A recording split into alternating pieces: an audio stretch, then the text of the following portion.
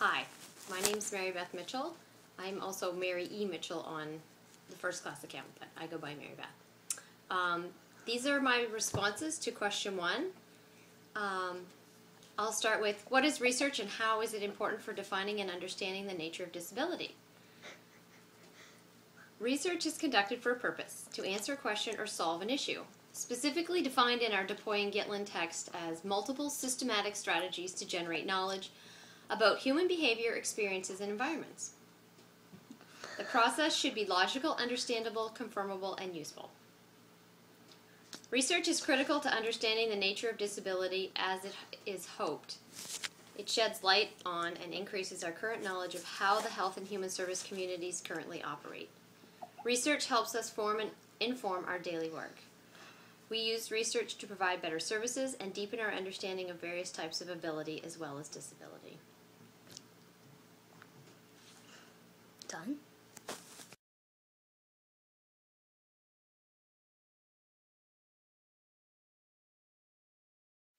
Go. What sources of knowledge are legitimate to define and investigate disability issues and responses? We need to ensure that in this new era of internet knowledge, we are seeking out valid research that has been done following the criteria cited in our text. We must ask, does it meet the criteria set forth for research? Does it meet the 4 basic characteristics? Is it logical, understandable, confirmable, and useful? What do they seek to answer or discover with this research? We must also be able to understand if the research is naturalistic or experimental type of inquiry. The text refers to the 10 essentials of research as a step-by-step approach to the process. I will not spend time reiterating the text, but this chapter will help us guide us through the understanding of the legitimacy of disability-based research methods.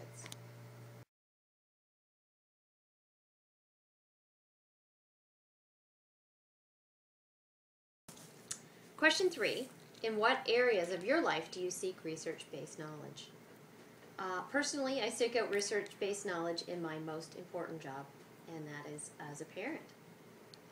I've always sought out legitimate sources of child-rearing advice from various experts as my children pass through various stages of development. As a parent with a child who has attention deficit hyperactivity disorder, I've spent a great deal of time seeking legitimate sources of information on diagnosis and treatment of this specific disorder. There may be unreliable sources on this topic, and I believe it's best to know the legitimacy of the research before buying into the information provided. I can see how many unreliable sources of information on autism have given many parents false hopes for miracle cures for their children, and it's infuriating that people buy into the non-research-based opinion of a celebrity as fact, or of information that they've found on the internet as fact-based when it really isn't.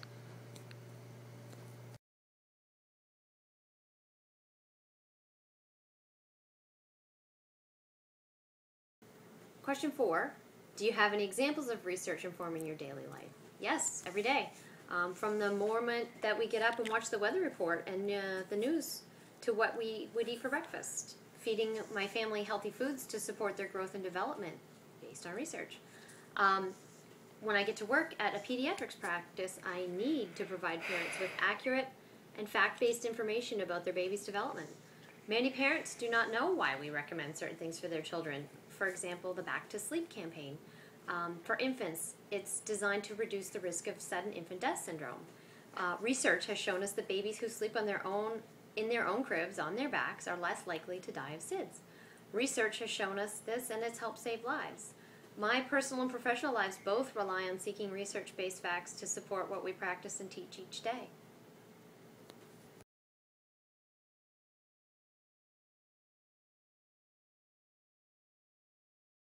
Question 5, what are ethics and what do ethics have to do with generation and use of knowledge? Ethics guide us in how we research. Without ethics, there would be no limit to how people could use and abuse research methods. We have to ensure that the rights of research participants are not violated during the process. The first, do no harm. Research participants must know about the purpose and risk of the study they'll participate in. Does the research benefit the greater good? The word beneficence is used here. The behavior and treatment of researchers as well as the participants has to be ethical as well. We must also look at what will be gained from the results of the research that's done.